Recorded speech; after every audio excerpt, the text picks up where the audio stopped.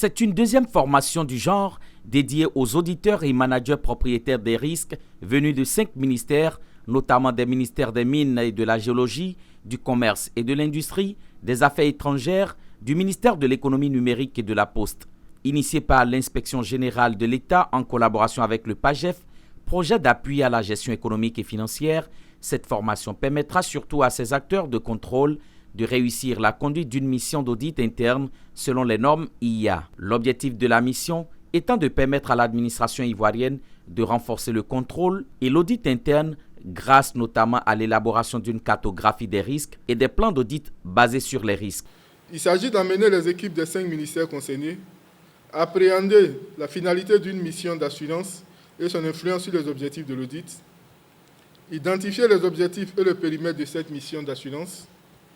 décrire la typologie des missions d'assurance et les différentes sources d'informations à la disposition de l'auditeur interne lors d'une mission d'assurance. De maîtriser également la méthodologie et les outils de conduite d'une mission d'audit selon les normes. Et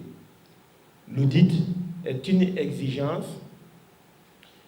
un professionnalisme nécessaire, des normes qui doivent être appliquées avec rigueur.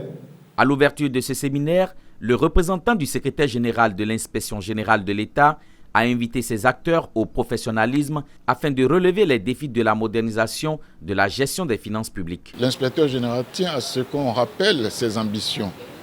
un rappel aux uns et aux autres que c'est extrêmement important et que nous soyons à la hauteur et que le système de contrôle soit à la hauteur des attentes du gouvernement au travers de la réforme générale des finances publiques que nous vivons actuellement. Une centaine de participants seront savamment outillés du lundi 11 au 22 janvier 2021 afin que le dispositif de contrôle dans les structures auditées soit en ligne avec les lois, les procédures et les référentiels en vigueur.